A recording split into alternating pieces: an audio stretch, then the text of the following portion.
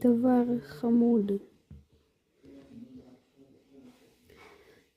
תראו איזה חמוד הוא מתפנק לשם. זאת בת. איזה מוצקי. שלום, שלום.